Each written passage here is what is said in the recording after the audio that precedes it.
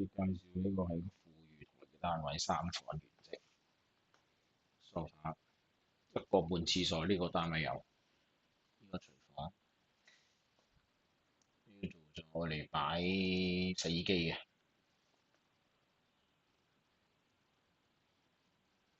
櫥櫃全部都有晒㗎啦。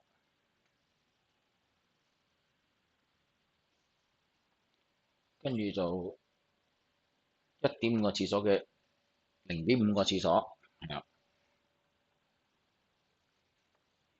呢度就係其中一間房。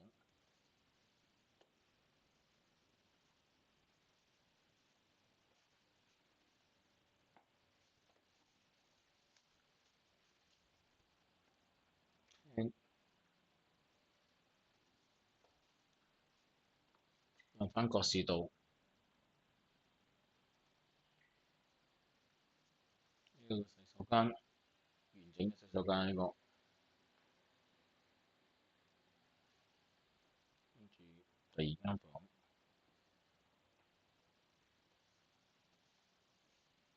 呢個望返去覺士道嘅後邊個會所同個泳池。呢個第三間房，兩邊窗望個晚，景觀一樣，望返覺士道嘅會所。